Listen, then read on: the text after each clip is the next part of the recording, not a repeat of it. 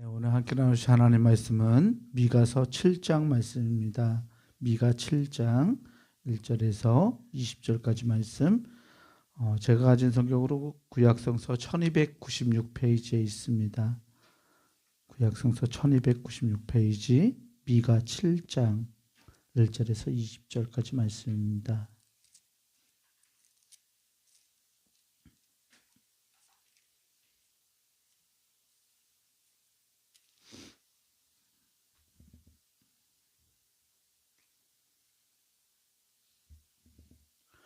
네, 미가서 7장 1절에서 마지막 절까지 제가 앉아 여러분들한테 나누어서 교독하겠습니다. 재앙이로다 나여 나는 여름과일에 딴 후와 포도를 거둔 후 같아서 먹을 포도송이가 없으며 내 마음에 사모하는 처음 익은 무화과가 없도다.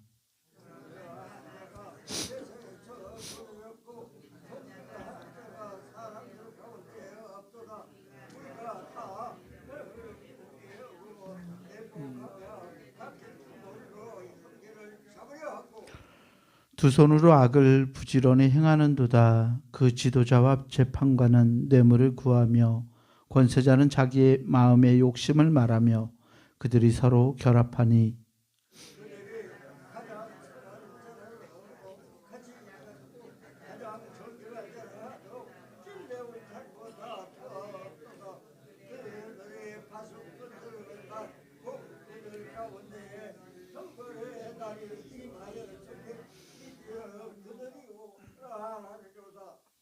너희는 이웃을 믿지 말며 친구를 의지하지 말며 내 품에 누운 여인에게라도 내 입의 문을 지킬지어다.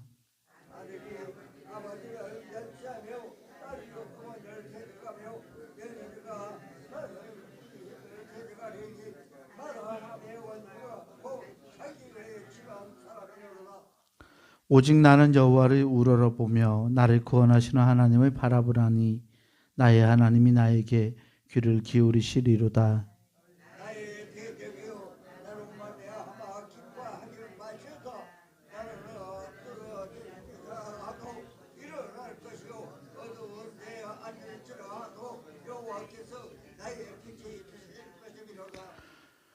내가 여호와께 범죄하였으니 그의 진노를 당하려니와 마침내 주께서 나를 위하여 논쟁하시고 심판하시며 주께서 나를 인도하사 광명에 이르게 하시리니 내가 그의 공의를 보리로다.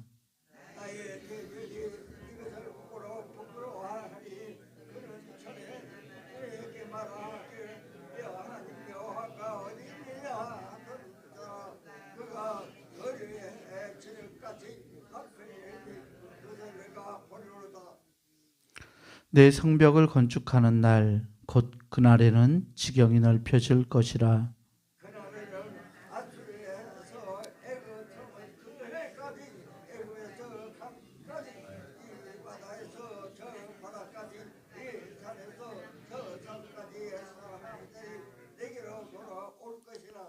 그 땅은 그 주민의 행위의 열매로 말미암아 황폐하리로다.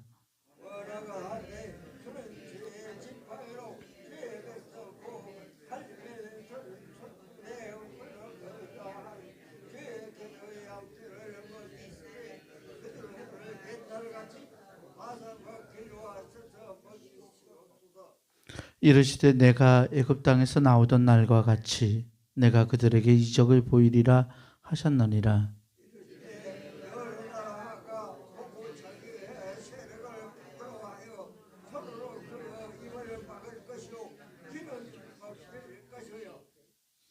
그들이 뱀처럼 티끌을 핥으며 땅에 기는 벌레처럼 떨며 그 좁은 구멍에서 나와서 두려워하며 우리 하나님 여호와께로 돌아와서 주로 말미암아 두려워하리이다.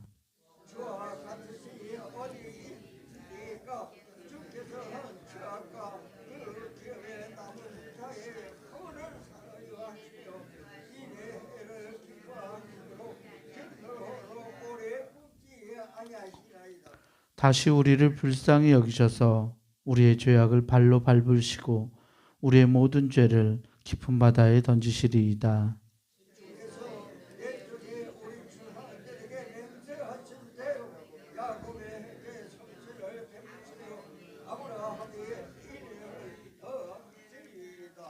아멘.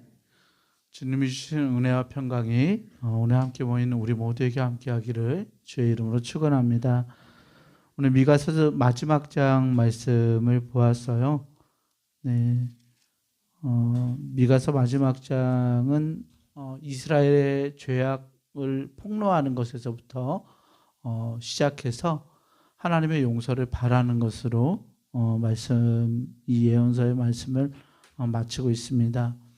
부패한 백성들 그리고 죄악 가운데 있는 백성들의 모습을 보면서 선지자가 탄식하고 있어요. 하나님께 충성하는 사람들을 찾아서 하나님의 말씀에 따라서 이렇게 그들을 찾아 나섰지만 이 선지자에게 하나님께 충성하는 사람들이 눈에 띄지 않을 만큼 자신의 수고가 헛되었다라고 이야기하고 있어요. 그래서 7장을 시작하면서 이렇게 말하죠. 재앙이로다 나여 나는 여름과일을 따는 후와 포도를 거둔 것 같아서 먹을 포도송이가 없으며 내 마음에 사모하는 처음 익은 무화과가 없도다. 아멘. 수확이 끝나서 결실을 맺은 열매를 더 이상 찾아볼 수 없다고 말하는 거예요.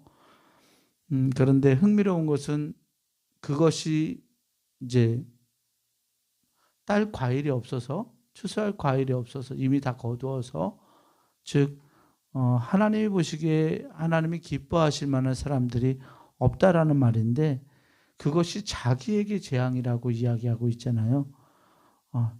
너네들이 죄를 지었으니까 그게 재앙이다, 죄다라고 선지자가 얘기하는 것이 아니다. 그게 아니라 재앙이로다 나여라고 말하고 있어요. 자기 자신이 재앙이로다.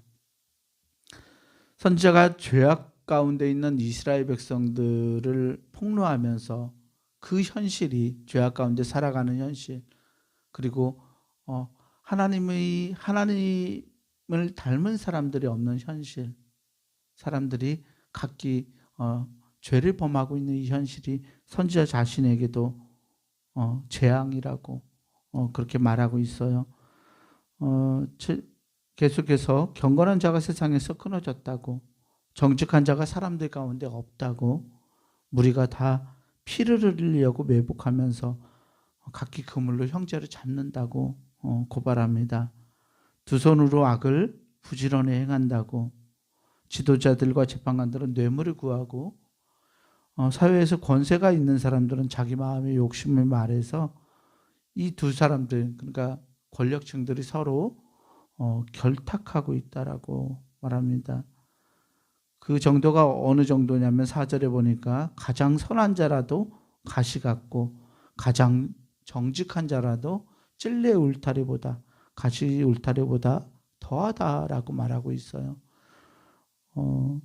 그래서 그들이 파수꾼의 날 곧 그들 가운데 형벌의 날이 임하였으니 이제는 그들이 요란할 거라고 난리법석을 떨 거라고 말하고 있습니다.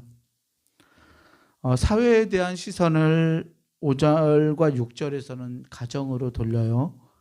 5절의 말씀을 보면 너희는 이웃을 믿지 말며 친구를 의지하지 말며 너의 품에 누운 여인에게라도 너의 입의 문을 지킬지어다 라고 말하고 있어요.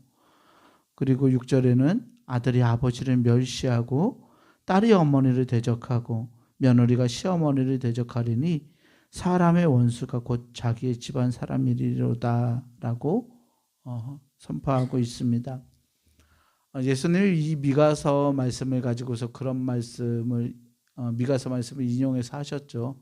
가족들에게 자기 가족들을 미워하라고 자기 가족들을 미워하지 아니하면 주님보다 더 그들을 사랑하면 하나님께로 가지 못한다고 하나님께로 올 수 없다라고 그런 말씀을 했는데 이 미가 선지자는 집안에 있는 사람들이 원수라고 하나님 앞에 나아가는데 자기의 집안의 사람들이 장애가 된다라고까지 말하고 있습니다. 즉 선지자가 둘러볼 때 사회에서도 또 가정에서도 하나님을 찾는 사람들이 없다라는 말을 하고 있는 건데요. 갑자기 선지자가 말을 바꿔요. 태도를 바꿔서 7절을 보면 오직 나는 여호와를 우러러보며 나를 구원하시는 하나님을 바라보나니 나의 하나님이 나에게 귀를 기울이시로다. 아멘. 이 오직이라는 이 말은 그러나라는 말이기도 해요.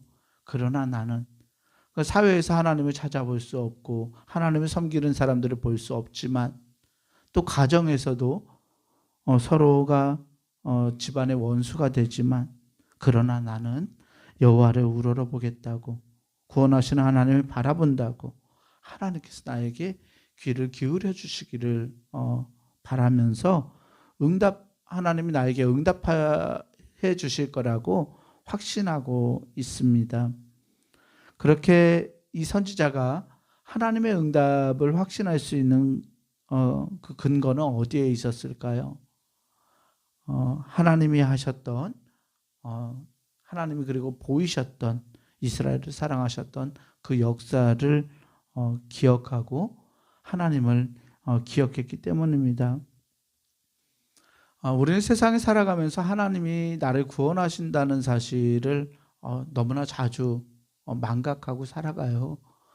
이 세상을 살다 보면 하나님 정말 계신다라고 내가 생각하고 살았는가 싶을 정도로 세상과 동화되면서 살아가기도 하고 또 세상 사람들과 똑같은 방식으로 그 사람들이 그렇게 하니까 나도 그렇게 한다라고 여기면서 그렇게 살기도 합니다. 그런데 우리 믿는 사람들에게 드러나는 특징 하나가 있는데 문득문득 우리가 하나님께로 돌아간다라는 사실이에요. 하나님을 기억한다라는 사실이에요. 하나님 앞에서 내가 그러면 안 되지라고 하는 생각들이 우리의 마음속에서 들고 하나님이 나에게 베풀어 주셨던 놀라운 은혜들을 순간순간 기억하고 하나님께로 우리의 마음이 향하게 되는 것, 그것이 바로 믿음에 있는 사람들과 없는 사람들의 차이점이 아닐까 싶습니다. 이스라엘의 죄악을 계속 폭로하던 선지자, 이거 정말 나에게 재앙이다라고 이야기했던 선지자가 갑자기 하나님의 은혜를 기억해요. 그래서 하나님에게 자신의 시선을 돌립니다. 세상에도 나의 가정에도 또 자기 자신에게도 희망을 볼 수 없었지만 하늘에 계신 그분 그리고 자기와 함께 하셨던 분, 은혜를 베푸셨던 그 하나님을 향해서 눈을 들고 하나님께서 자기의 기도를 들어주시고 응답해 주실 것이라고 확신하고 있습니다. 그것을 깨닫자 상황이 바뀌어요. 8절에서부터 10절 말씀을 보니까 어두움에서 빛으로 나아가는 것을 볼 수 있습니다. 8절 중반부에 보면 나는 엎드릴지라도 일어날 것이요 어두운 데에 앉을지라도 여호와께서 나의 빛이 되실 것이미로다 라고 고백합니다. 하나님께서 자기를 9절에서도 주께서 나를 인도하사 광명에 이르게 하시리니 내가 그의 공의를 보리로다. 아멘. 하나님께서 자기를 끌어가실 거라고, 진흙에서 바깥으로 어둠에서 광명으로 빛으로 하나님이 자기를 인도해 주실 것이라고 그렇게 기대하고 선포합니다. 어둠에서 빛으로 바뀔 뿐만 아니라 11절에서부터 13절 말씀을 보니까 자신의 지경을 하나님께서 넓히실 것이라고 그렇게 이야기하고 있어요. 내 성벽을 건축하는 날 곧 그날에는 지경이 넓혀질 것이라. 하나님이 이 자기가 살고 있는 지경을 넓혀주실 것이라고 얘기해요. 특별히 이 바벨론 포로기에서 돌아오는 상황을 이 예언자가 예언하고 있는데요. 하나님께서 이 바벨론 포로 생활을 하고 있는 이 이스라엘의 백성들을 어둠에서 빛으로 옮기실 것이라고, 그리고 그날이 되면 이스라엘의 지경을 넓혀주실 것이라고 말씀합니다. 14절에서부터는 이스라엘의 회복을 위한 기도를 하고 있는데 애굽에서 나오던 날처럼 이집트에서 하나님이 우리를 이끌어 주셨던 것처럼 이 바벨론의 포로 생활을 하나님이 끝내실 것이라고, 그리고 우리를 이끌어 주실 것이라고 그렇게 예언하고 있습니다. 마지막으로 18절에서부터 20절 말씀을 보면 선지자가 이렇게 말을 하는데요. 주와 같은 신이 어디 있으리이까? 주께서는 죄악과 그 기업에 남은 자의 허물을 사유하시며, 용서하시며 라는 말이죠. 인애를 기뻐하심으로 진노를 오래 품지 아니하시나이다. 아멘. 하나님이 진노를 오래 품지 아니하실 것이라고 말해요. 다시 우리를 불쌍히 여기셔서 우리의 죄악을 발로 밟으시고 모든 죄를 깊은 바다에 던지실 것이라고. 그리고 마지막 절에 우리 조상들에게 맹세하신 대로 우리 민족들에게 성실을 베푸시고 인애를 더하실 것이라고 말씀하고 있습니다. 재미있는 건요, 28절 말씀에 주와 같은 신이 어디 있으리까? 라는 이 물음이에요. 주와 같은 신이 어디 있으리까? 하나님 같은 분이 어디 있습니까? 미가라는 말 뜻이 누가 여호와 같은가라는 말이에요. 미가라는 이름 자체가 누가 하나님 같은가라는 말인데, 마지막 이 미가서를 마치면서 이 미가 선지자가 하는 말이 하나님 같은 분이 어디 있습니까? 라고 물어요. 앞에서 말할 때는 하나님의 백성들에게 누가 여호와 같은가라는 이 미가 선지자의 이름이 두려운 이름이었을 거예요. 왜냐하면 바벨론의 포로 생활, 재앙과 같은 생활, 이스라엘의 죄악 가운데 있던 생활에서 누가 하나님 같은가라는 말은 진노하시고 심판하시는 하나님의 이름을 떠올리게 했기 때문에 그렇습니다. 그런데 미가서를 마치면서 이 선지자가 자신의 이름을 떠올리게 만드는 똑같은 말을 가지고서 주와 같은 신이 어디 있습니까? 라고 똑같이 물어요. 근데 이 말은 하나님은 용서하시고 인애를 베푸시고 우리에게 성실하셔서 우리에게 인애를 더하시는 분이라고 그렇게 고백하고 있습니다. 우리에게 하나님은 어떤 분이신가요? 죄 지은 자를 심판하시고 두렵게 만드시는 분인가요? 아니면 우리를 구원하시고 죄악 속에 살아가지만 끊임없이 죄악 가운데 죄를 범하고 살아가지만 그럼에도 불구하고 우리를 불쌍히 여기시고 용서하시고 우리에게 자비를 베풀어 주시는 분인가요? 우리가 우리를 구원하시는 그 하나님의 은혜에서 벗어날 수 없다라는 것을 믿음으로 고백할 수 있기를 소망합니다. 어떠한 삶의 여건에 처하더라도 그것이 기쁜 일이든지 슬픈 일이든지 하나님이 우리와 함께 하시는 것이 우리에게 희망이 되고 복이 되고 기쁨이 되는 줄 믿습니다. 이 하나님을 굳게 의지하고 부여잡고 오늘도 기쁨으로 하루를 살아내는 우리 모두 되기를 주의 이름으로 간절히 축원합니다. 기도하겠습니다.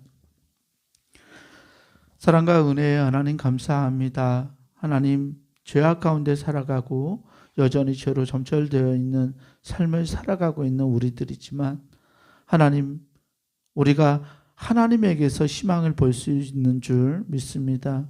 세상에는 또 세상의 삶에는 우리를 구원하고 우리에게 은혜를 베풀 수 있는 것들이 없지만 오직 하나님께서 우리를 놓지 않으시고 하나님께서 우리와 동행하여 주시고 우리의 삶의 질고 속에서도 우리를 이끌어내시는 빛이 되어주시는 줄 믿습니다.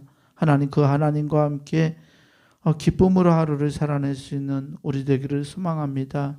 주님께 소망을 두고 주님께 인애와 자비를 베풀어 주시는 주님의 마음을 우리가 깨닫고서 하나님을 향해 눈을 들 수 있는 우리 되게 하여 주시옵소서. 우리 삶의 질고를 잘 아시는 분, 우리 어려움을 아시는 분, 우리의 여건을 아시는 하나님께서 우리를 붙들어 주시는 줄 믿사오니 하나님, 그 하나님이 나와 동행하시는 하나님이심을 믿음으로 고백하고 확신하고 하나님과 함께 동행해 살아갈 수 있는 우리의 삶이 되게 하여 주시옵소서. 오늘도 하나님이 있어서 내 삶의 행복함을 깨닫게 하시고 하나님과 동행함이 하나님께 기쁨이 되도록 또 영광이 되도록 우리에게 은혜가 되도록 하나님 힘차게 하루를 살아낼 수 있는 우리의 삶 되게 하여 주시옵소서. 오늘도 귀하게 드린 예물이 있사오니 이 예물이 받으시고 이 예물이 하나님의 나라를 확장하는 데 사용되게 하시고 주의 놀라운 은총이 하나님 삶에 임하게 하셔서 하나님의 함께 하심이 복이 될 수 있도록 은혜를 베풀어 주시옵소서.